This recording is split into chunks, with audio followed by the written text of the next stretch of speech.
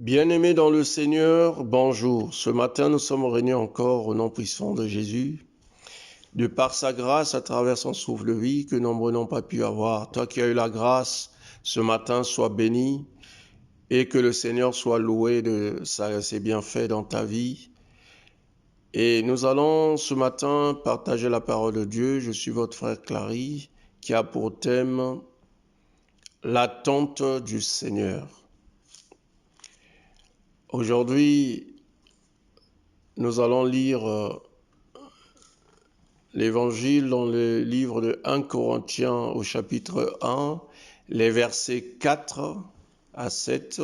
Et par la suite, nous allons lire le même livre, le 1 Corinthiens, mais au chapitre 16, les versets 13. Lisons au nom du Seigneur. Je lis au nom du Seigneur, 1 Corinthiens chapitre 1, versets 4 à 7. Je rends toujours grâce à Dieu à votre sujet, à cause de la grâce de Dieu qui vous a été donnée en Christ Jésus, de ce qu'en tous vous avez été enrichis en lui, en toute parole et en toute connaissance, selon que le témoignage de Christ a été confirmé en vous, de sorte qu'il ne vous manque aucun don alors que vous attendez ardemment la révélation de notre Seigneur Jésus-Christ. Amen. Amen. Deuxième lecture. Du coup, nous allons lire au chapitre 16 de 1 Corinthiens, verset 13. Veillez, tenez bon dans la foi, soyez des hommes, soyez forts. Amen. Amen. Amen, amen. Alors aujourd'hui, le Seigneur veut nous parler encore à travers ces deux passages que nous venons de lire dans le livre de 1 Corinthiens, les versets 4 à 7. Et le même livre au verset 16 à 13, 1 Corinthiens 16, les versets 13. Bien-aimé l'Éternel nous parle ici de l'attente du Seigneur. Quelle attitude prendre sur cette attente qui est longue? Bien-aimé, nous savons que nous avons souvent la promesse de Dieu. Dieu nous promet beaucoup de choses, mais parfois l'attente est difficile. Toi qui as eu peut-être la grâce d'avoir une vision de Dieu par rapport à ta vie ou la vie de quelqu'un, mais souvent sur cette vision, il y a une incertitude qui s'installe. Oui, une incertitude par rapport à la durée. Oui, nous voulons bien aimer dans ce monde satisfaire le plus rapidement possible les désirs de la chair. Or, nous savons que en se précipitant, nous rentrons dans des visions qui n'honorent pas Dieu. Nous rentrons dans ce qui est charnel. Ce qui est charnel a pour conséquence la mort. Bien-aimés, oui, en voulant bien satisfaire les désirs de la chair, mais nous débordons, nous rentrons dans des consultations, des endroits qui n'honorent pas Dieu. Bien-aimés, à force de vouloir accomplir ta destinée, tu es parti dans des chemins peut-être qui n'honorent pas Dieu. Des chemins, il y a certains qui vont voir les marabouts parce qu'ils sont impatients de leur situation ou parce que tout simplement ils ne supportent pas ce que Dieu a mis en eux. Dieu t'a donné une vie. Bien-aimé, ce que toi tu possèdes aujourd'hui, peut-être les autres n'en possèdent pas. Estime-toi heureux déjà de la situation que tu vis actuellement. Il est bien certain que notre vie, ce que nous vivons, n'est pas comparable ou n'est pas comparable à la vie de notre frère ou de notre sœur. Mais bien aimé, si Dieu peut te ôter le peu que tu as déjà, je pense que tu devrais parler d'injustice de Dieu. Mais Dieu n'est pas un homme pour être jugé. Mais bien aimé, contente-toi de ce que Dieu t'a donné. Si Dieu t'a promis des choses, Dieu te demande la patience. Nous voyons que ici l'apôtre Paul nous parle encore. Je rends à mon Dieu. Il dit, je rends à mon Dieu de continuelle action de grâce à votre sujet, pour la grâce de Dieu qui vous a été accordée en Jésus-Christ. Bien-aimé, l'apôtre Paul est convaincu que notre vie à nous, c'est une grâce. Toi aussi, estime-toi heureux que Dieu nous a accordé une vie de grâce.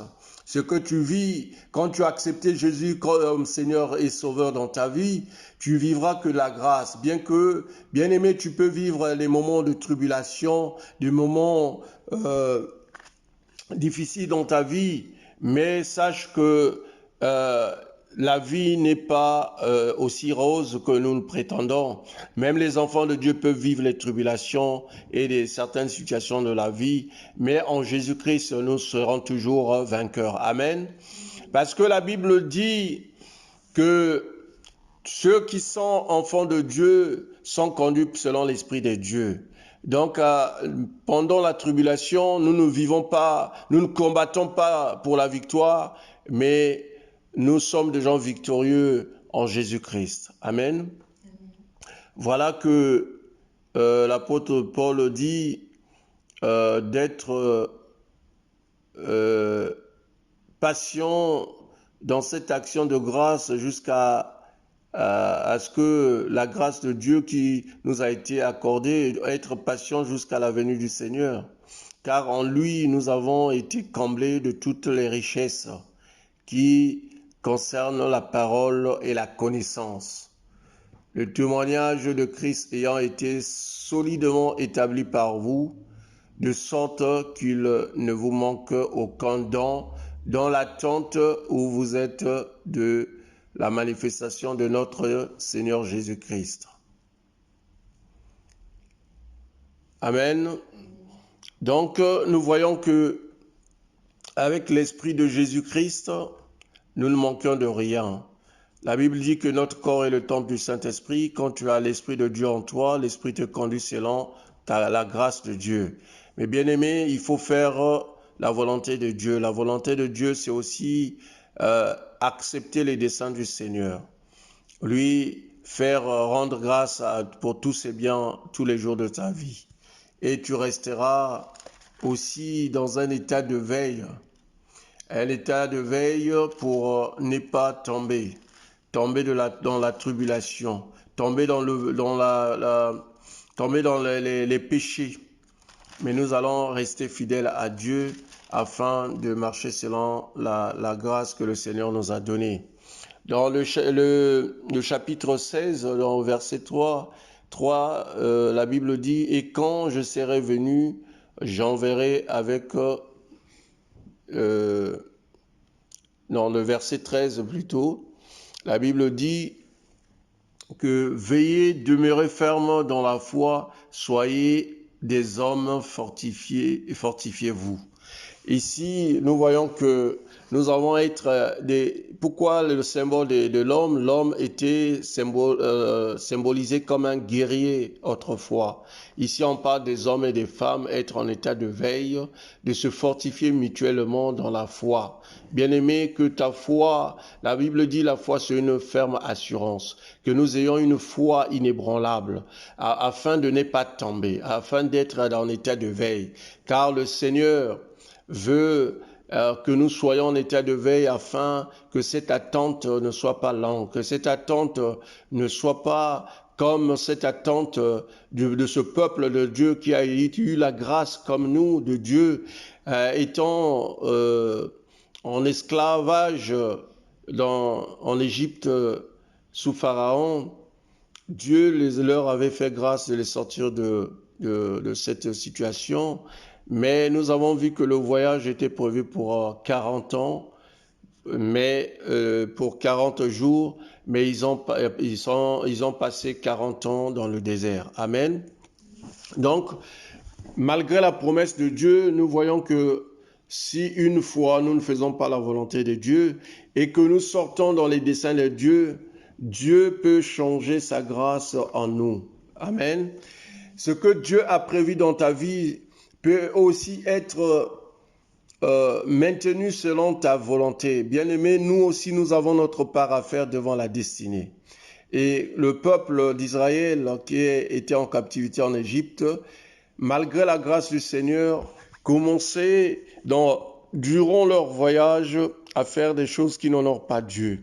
Ainsi, ils ont commencé à créer des statuettes pour adorer les statuettes, tourner le dos à Dieu. Nous avons vu que leur situation se dégradait de jour au lendemain. Eux qui avaient eu la main de Dieu à travers la manne dans le désert, à travers l'oasis d'eau, il y a eu beaucoup de manifestations de Dieu pendant leur traversée du désert. Mais malheureusement, nous avons vu ce peuple n'était pas patient. Quand bien même Moïse est allé et monté sur les rochers pour aller rencontrer Dieu, mais ce peuple derrière a été dans la faiblesse de la foi et s'est tombé dans le péché. Et voilà comment ils ont attisé la colère de Dieu. Bien-aimés, n'attisons point la colère de Dieu dans cette attente, restant dans l'état de veille. Oui, restons en état de veille, aussi prier chaque jour. L'état de veille, c'est aussi rester dans le respect des préceptes de Dieu, des recommandations de Dieu. État de veille aussi, c'est de rester dans la pureté du cœur, avoir un esprit d'humilité à l'égard des plus petits. Bien-aimé, quand tu te fais petit, la Bible dit le Seigneur te lèvera. Mais l'orgueil précède la gloire. Ne rentrons pas dans l'orgueil, car l'orgueil précède la gloire. Bien-aimé, quand tu veux monter, le Seigneur te rabaissera. La Bible dit, confie-toi en l'Éternel, tu auras des jours heureux. Donc, restons connectés en Jésus-Christ afin d'être en état de veille, de demeurer ferme dans la foi, comme a dit notre parole, de se fortifier aussi mutuellement. Aide ton frère qui est en train de trébucher, bien-aimé. Nous sommes ce peuple qui est en train de marcher ensemble dans la communion. La Bible dit, tous qui sont fils de Dieu sont conduits par l'Esprit de Dieu. Bien-aimé, si l'Esprit de Dieu nous conduit, c'est que nous marchons ensemble selon l'Esprit de Dieu et selon les fruits de l'Esprit. Amen. Et dans le livre de Galates 6 au verset 17, la Bible dit que personne désormais me fasse de la peine, car je porte sur mon corps les marques de Jésus-Christ. Bien-aimé, toi et moi, nous portons les marques de Jésus-Christ. Quand tu as les marques de Jésus-Christ, tu dois être distingué par ta façon d'être. Tu vas être distingué par ton comportement. Tu vas être distingué par ta façon d'être. Bien-aimés, nous, fils de Dieu, nous devons être jugés. Nous devons être jugés par par les fruits de l'esprit que tu dégages en toi. Partout où tu passeras, que l'on puisse reconnaître Dieu en toi à travers le fruit de l'esprit. Le fruit de l'esprit. Car tu es un ambassadeur de Dieu. Tu es un témoin vivant du Seigneur. Donc, dans cette attente du Seigneur, bien-aimé, nous sommes sous le soleil. Et vous savez bien, sous le soleil, il n'y a rien de nouveau sous le soleil. Ça veut dire que sous le soleil, ce que nous vivons, nos aïeux ont vécu cela. Ce que nous vivons, certains ont traversé des moments difficiles, c'est que certains ont vécu de maladies, de situations dans leur travail, les situations dans leur famille, dans leur foyer, dans leur mariage, dans les situations de stérilité, de situations de maladie, de situations. Tout n'est pas nouveau sous le soleil. Donc, bien-aimé, reste en état de veille, reste à porter cette marque de Jésus-Christ en toi à travers ta façon d'être, car tu es un témoin vivant de Dieu. Reste dans cette attitude afin que ton attente ne soit pas longue, afin que tu sois irréprochable lors de la venue du Seigneur. Amen. La Bible dit aussi, conduis-moi dans la vérité et instruis-moi, car tu es le Dieu de mon salut, tu es toujours mon espérance. Bien-aimé, c'est dans le livre de Psaume 25. Dieu est notre espérance, Dieu est le Dieu du salut. Confie-toi en l'Éternel, car il est ton salut. Amen. Donc cet état d'attente ne soit pas pour toi une occasion de chute. Que cette attente ne soit pas très longue dans ta vision charnelle, car Dieu fait chaque chose à son temps. Il y a un temps pour pleurer, il y a un temps pour rire. Il y a un temps pour planter, il y a un temps pour s'aimer. Bien-aimé, il y a une saison pour chaque chose. Le temps du Seigneur arrivera dans ta vie. Quel que soit ce que tu es en train de vivre actuellement, bien-aimé, je tiens à te dire que cette situation-là, cette étiquette que les hommes t'ont donnée, ou cette situation qui t'empêche à démarquer ou à rentrer dans ta destinée, serait que passager, Prochainement, nous ne parlerons pas de cette situation, car Dieu va restaurer ta vie à travers cette vision d'attente que tu vas être, c'est-à-dire donc tu vas avoir une vision d'attente selon l'Esprit de Dieu et non selon la chair. Amen. Et que Dieu puisse bénir ta vie, bien-aimée, que Dieu puisse te transformer, que Dieu puisse changer ta vision d'attente du Seigneur. Car, bien-aimé, certains pensent faire des folies parce qu'ils pensent que la mort arrivera. Bien-aimé, personne ne connaît le jour, ni le jour de ta mort, ni le jour où arrivera le Seigneur. Personne ne connaît le jour, l'heure et l'endroit. Il n'y a que Dieu qui sait comment ta vie devrait finir, comment toi tu devrais rentrer dans la nouvelle vie, dans la vie éternelle. Car Jésus dit, je suis le chemin, la vérité et la vie. Celui qui me suit ne marchera point dans les ténèbres, mais aura une lumière de sa vie. Bien-aimé, le temps arrivera dans ton attente où le Seigneur te tendra la main pour te dire, l'heure est arrivée, viens en moi et viens rentrer dans ta destinée qui est la vie éternelle. Tu monteras dans la terre promise, dans le royaume de Dieu, comme Dieu nous l'avait promis. Amen. Le temps de Dieu arrivera dans ta vie, quels que soient les moments que tu es en train de passer. Oh bien-aimé, la Bible nous dit de persévérer dans la tribulation et dans la tentation et de rester en état de veille, de prier tous les jours et de se fortifier. Fortifie ta foi afin de ne pas tomber. Dans le livre d'Ésaïe, la Bible nous dit, l'Ésaïe 40 au verset 31, « Mais ceux qui se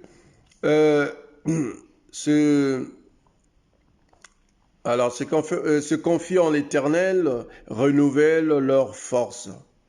Ils prennent le vol comme les aigles, ils courent et ne se lassent point.